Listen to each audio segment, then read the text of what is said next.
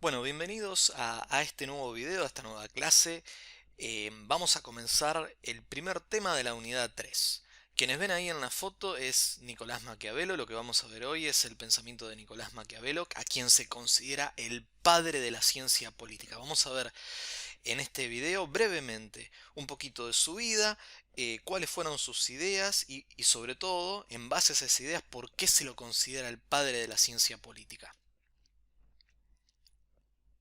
Antes de comenzar tenemos que hacer un pequeño repaso. Maquiavelo es un hombre del Renacimiento, de hecho es uno de los ejemplos de arquetípicos, digamos, de las personas del Renacimiento. Esta filmina que ustedes están viendo acá ya la vieron en un curso anterior cuando hablábamos de Renacimiento. Recuerden qué es lo que renacía: cierta noción de individualidad, una nueva moral, sobre todo que también atañe a valores referidos al intercambio y al comercio, una revalorización de la naturaleza y la aparición de una nueva ciencia de las matemáticas, es decir, los valores de la cultura clásica, pero embebidos con todas las novedades de esta época, ya sea el descubrimiento de América, la invención de la imprenta, la apertura de rutas comerciales hacia Oriente, las guerras itálicas que van a difundir las ideas desde Italia al resto de Europa, y sobre todo una concepción humanista centrada en el ser humano. Por eso está el dibujo del hombre de Vitruvio ahí abajo, que lo están viendo, en donde la naturaleza y por lo tanto también la sociedad no se considera como un producto de la naturaleza, como algo dado, sino que pasa a ser una cosa, una creación, un invento del hombre, y por lo tanto que puede ser modificado. ¿Qué hechos? Bueno, vamos a ver un pequeño, muy pequeña referencia biográfica a la vida de Nicolás Maquiavelo, ¿sí?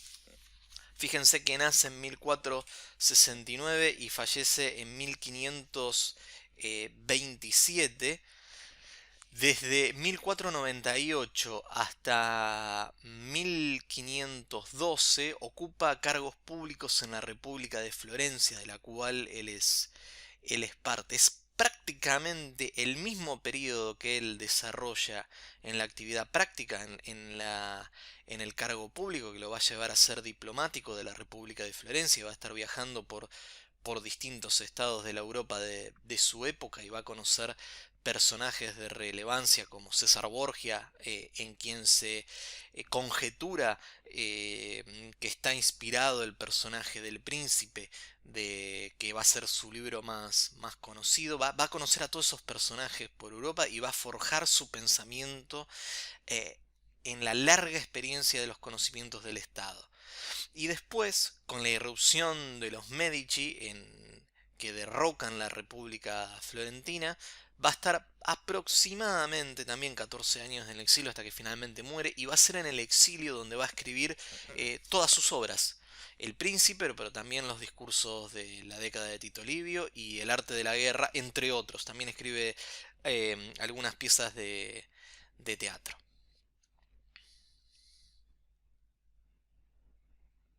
Vamos a ver algunas cuestiones de su pensamiento.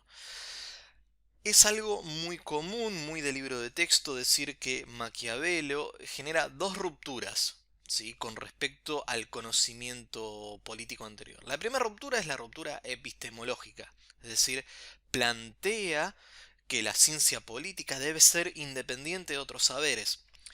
Ustedes recuerdan, y veníamos viendo en videos anteriores, es que el conocimiento y en general todas las esferas de la vida aún no habían pasado, previo al Renacimiento, por el proceso de secularización. Recuerden esta palabra que ya la habíamos visto: secularización. Cuando se crea un proceso de secularización, las distintas esferas del quehacer humano, incluido el conocimiento, se empiezan a separar. Entonces, lo que plantea Maquiavelo con respecto a la ciencia política es que este debe ser un saber con independencia de otros saberes, es decir, no debe ser regulado por otros saberes. Al contrario, la filosofía, la tradición aristotélica de la época, pensaba el conocimiento como un todo. ¿Qué quiero decir con esto? Había límites morales y había que ver la totalidad de las cosas. Recordemos que cuando veíamos en la unidad 1 la definición de ciencia, la ciencia tiene un objeto definido de estudio, ¿sí?, un recorte de la realidad, eh, es Maquiavelo quien va a plantear el primer recorte de la realidad diciendo, bueno, hay una ruptura epistemológica, es decir, una ruptura de conocimiento, recuerden la palabra epísteme, en la cual va a plantear que el conocimiento político, la ciencia política debe ser independiente de otros saberes y además debe ser objetiva, aplicada, eficaz, es decir, todas las características que ya venimos viendo que son el tipo ideal de lo que es este tipo de conocimiento. ¿Qué va a plantear? Que la ciencia política debe defender, perseguir el bien común y que ese bien común se logra, el cómo, recuerden que la ciencia contesta siempre o preponderantemente cuestiones de cómo hacer las cosas. Bueno, ese bien común se logra mediante un Estado fuerte y organizado. Entonces, esa sería la primera ruptura, la ruptura epistemológica. La segunda ruptura va a ser de carácter moral, porque si hay independencia de otros saberes, también va a haber independencia a limitaciones de carácter ético o moral. Es decir, lo que debe asegurar la ciencia política es el bien común. Si en el camino hay que traicionar, incluso asesinar, en aras de un bien más elevado, entonces la sugerencia, según Maquiavelo, es que debe hacerse. Eh, y esto tiene también correlato con lo que veíamos en el video de Renacimiento, es decir, hay un correlato en la secularización, ya lo dije anteriormente, de la vida política, en donde empiezan a predominar no solamente valores de virtud asociados a la vida cristiana, como era en la Edad Media, sino también a valores de éxito, eficacia y bienestar, que son los que vimos en la filmina inmediatamente anterior a esta. Sigamos con el pensamiento de Maquiavelo. Ahora bien, para que estos valores, estos nuevos valores de éxito, eficacia y bienestar sean posibles, desde el punto de vista de cualquier político, tiene una enorme cantidad de exigencia. Para que un político pueda poner en práctica sus planes, tiene que poder vencer una serie de limitaciones, adelantarse al futuro, ser previsor, flexible, con buenos reflejos para reconocer y aprovechar las ocasiones. Claramente esto no es fácil, porque no solo necesita de conocimiento, sino también de intuición y experiencia, y como todos sabemos, si no, por eso, si no, no estaríamos en la facultad aprendiendo, cada uno de nosotros en particular tenemos una vida muy corta para permitir acopiar eh, tamaña cantidad de conocimiento. Entonces, ¿cómo superar esta limitación que tiene que tener un político? Bueno, una de las perspectivas que se ofrece es la lectura de la historia. Y en ese sentido Maquiavelo lea la historia, pero desde una perspectiva particular, desde la perspectiva del poder. Es decir, no es una historia que busca ser objetiva o cronológica, sino que busca indagar en hechos anteriores, en hechos históricos, cómo distintos actores o grandes políticos del pasado pudieron obtener, mantener o acrecentar el poder sobre sus estados o sobre sus organizaciones, por decirlo de alguna forma. Y para que esto sea posible, para que una lectura de la historia sea posible y tenga valor contemporáneo, es decir, para que algo que sucedió hace cientos de años en el pasado pueda servir en el presente, lo que va a proponer Maquiavelo, lo que piensa Maquiavelo, y es por eso también que se lo considera un pensador pesimista, es que la naturaleza humana es invariable. Si la naturaleza humana fuera invariable, es decir, si pudiéramos cambiar alrededor del tiempo, la lectura del pasado no tendría el más mínimo sentido. Bien, continuemos entonces ahora. Dentro de esta perspectiva vamos a ver cuáles son los problemas que, que detecta Maquiavelo tras la lectura del pasado.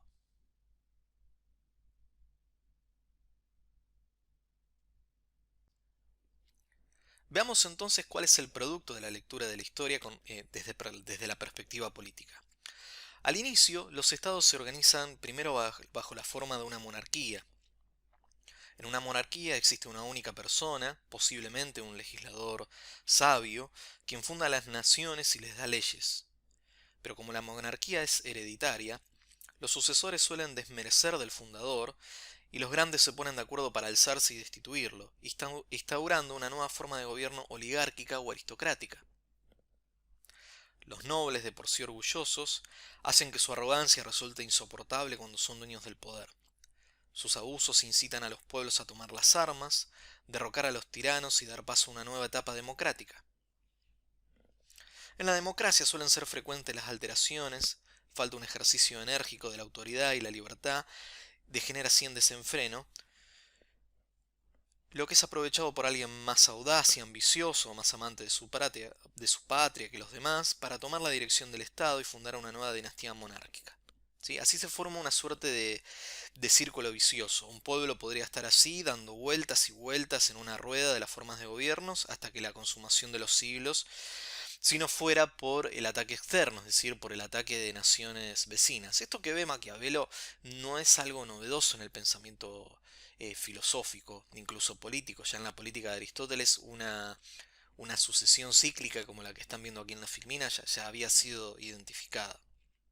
Ahora, ¿qué es lo que dice Maquiavelo de esto? Dice, bueno, la causa de la inestabilidad de las formas de gobiernos no está solo en la imperfección de la naturaleza humana de la que hablamos anteriormente, recuerden que Maquiavelo tiene un pensamiento muy negativo sobre esto, sino también en los esquemas puros, son arquetipos que no resultan idóneos para la práctica política, es decir, le falta algo a cada una de estas formas.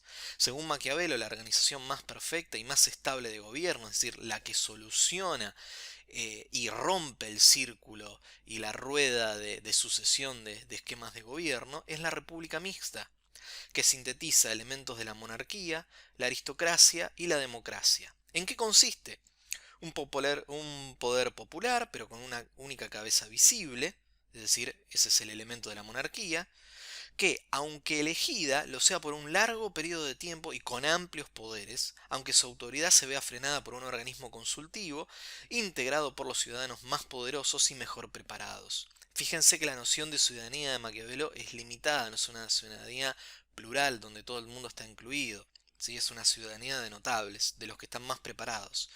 Esta forma de gobierno canaliza la participación política de todos los estamentos sociales y por lo tanto disminuye el riesgo de los abusos, previene tumultos y alteraciones, facilita la libertad, pero sin degenerar en anarquía. Bien, eso es los problemas que ve Maquiavelo y la forma de salir que es la república mixta.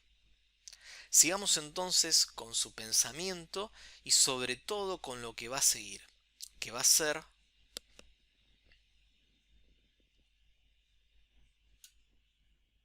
cómo mantener la estabilidad de la república mixta. Dijimos, bueno, esta es la solución, pero ¿cómo la mantenemos? Tienen que existir determinados tipos de condiciones, ¿sí? Y aquí es donde Maquiavelo, en la elaboración de estas condiciones, se reconocen los elementos modernos del Estado. Primero, el Estado debe estar regido por una legislación, es decir, el ejercicio del poder se logra mediante leyes, no mediante prerrogativas de sangre como era en la Edad Media. Además, Maquiavelo siempre está diciendo que el ejercicio del poder debe ser un ejercicio activo y firme que involucre a la totalidad del pueblo. Por eso pretende o propone una educación civil, una educación cívica que internalice los valores de amor a la patria del propio pueblo. ¿Sí? Es decir, recuerden que en la República Mixta hay elementos también democráticos, por lo tanto, el propio pueblo tiene que estar incluido en ese esquema de ejercicio del poder. Y finalmente, una de las mayores innovaciones es la propuesta de que existan ejércitos nacionales, es decir, milicias, eh, milicias que, dado que vienen del propio pueblo, ya tienen incluida vía educación su propio amor a la patria. En esa época era muy común que para las guerras se contrataran ejércitos mercenarios, es decir, ejércitos pagos que guerreaban eh, a favor del mejor postor, lo cual hacía sumamente inestable la posibilidad de que el Estado pueda defenderse, porque no era solamente ganar la guerra, sino también ganar en términos de recursos monetarios. Era muy común que un ejército mercenario se diera vuelta al mejor postor. Y el ejercicio del poder que va a proponer Maquiavelo va a consistir en tres fases, ¿sí? Primero la de adquirir poder, conservarlo y aumentarlo. Y en esto hay que ser muy cauto y muy detallista. Dice Maquiavelo, si el poder no aumenta, si el Estado no aumenta, las dos fases anteriores se desmoronan, ¿sí?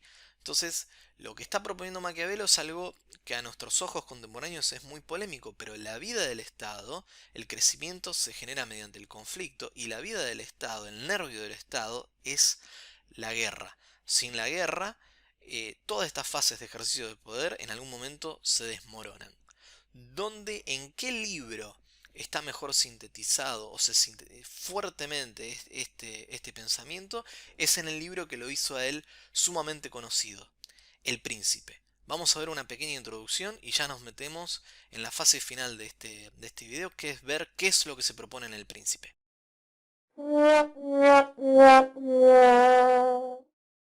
La imagen que acaban de ver es una de las imágenes más conocidas del Principito. ¿Tiene algo que ver el Principito, la obra de Antoine Saint-Exupéry, con Maquiavelo? No, absolutamente no. El Príncipe es la obra que va a ser conocido, por la cual Maquiavelo se va a hacer conocido. Es quizás la piedra fundamental del pensamiento de ciencia política moderno y no tiene nada que ver con eso. ¿Por qué lo nombro? Porque de vez en cuando aparece en un examen, en una respuesta, Maquiavelo, autor del Principito. Por favor, no cometamos ese error. Vamos entonces ahora en qué significa el Príncipe.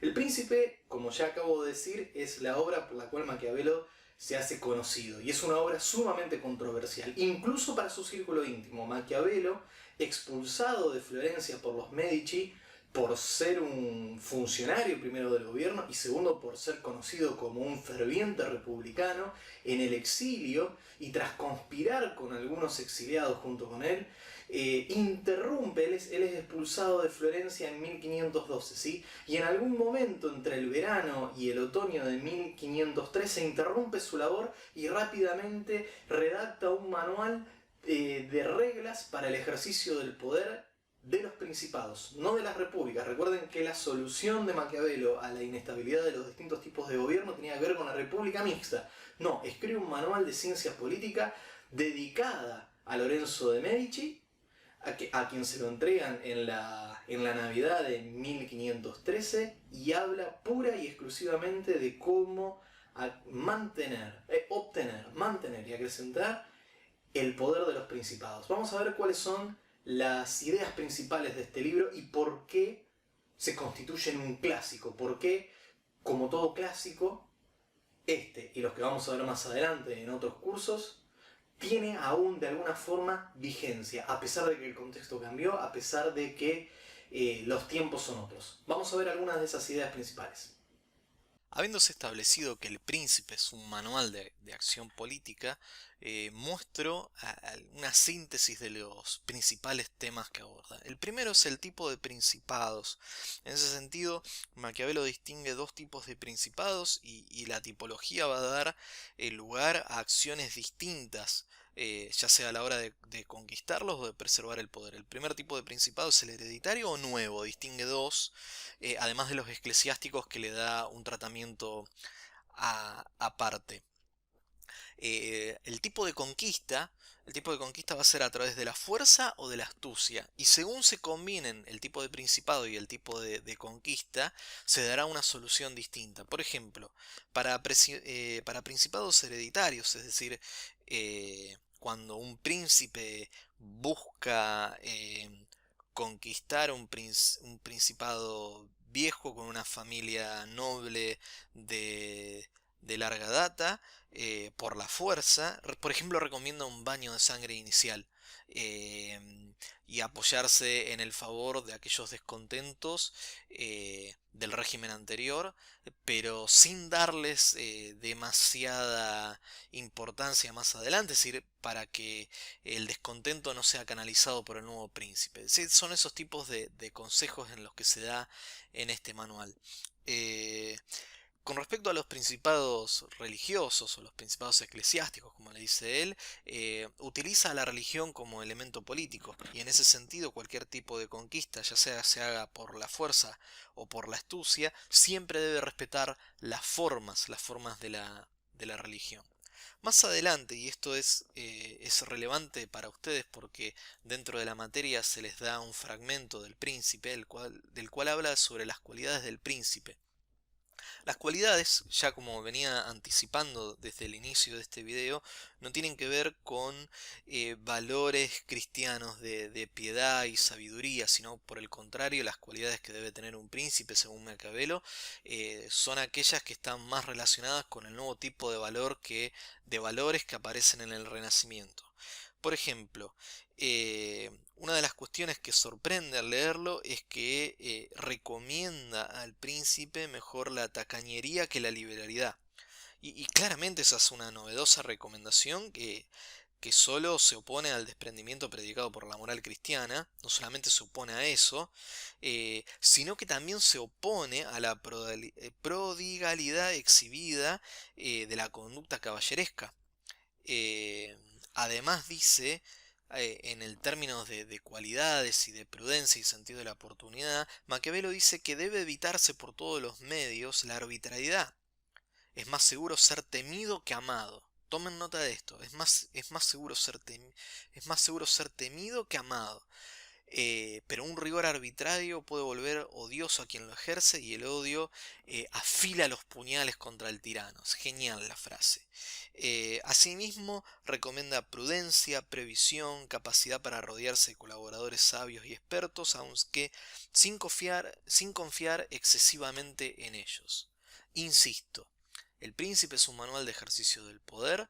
Existen tres fases del ejercicio del poder, que son las de obtener, mantener y aumentar ese poder. Ese ejercicio se logra a través de una organización que es el Estado moderno. Eh, la mejor forma de gobierno que reconoce Maquiavelo, es decir, la que la hace eh, menos imprevisible y más estable, es la de la república mixta, pero como ya dije anteriormente, escribe este manual de ejercicio del poder no basándose en la república, como si es en los discursos de Tito Livio, los discursos sobre la primera década de Tito Livio, sino que escribe este manual muy rápidamente en su primer año de exilio, que se llama El Príncipe, en donde muestra a, a los futuros o potenciales príncipes cómo realizar el ejercicio del poder, basado en los puntos que estábamos mostrando acá, es decir, en un análisis de la tipología de principados que se busca conquistar, teniendo en cuenta si el ejercicio de conquista se logra mediante la fuerza o mediante la astucia. Maquiavelo siempre muestra que por más preparado que esté un príncipe, es decir, por más virtud que él tenga, siempre tiene que haber una situación propicia y que en todo caso el ejercicio de la política es una combinación de virtud y de fortuna. Y además muestra una enorme ristra de cualidades que debe tener el príncipe, un sentido de prudencia y un sentido de la oportunidad, que son en conjunto, que están en consonancia con los valores de la época y que en conjunto todo esto vuelven a Maquiavelo el padre de la ciencia política. Bueno, terminamos con el video de hoy, seguimos con los contractualistas. Muchas gracias.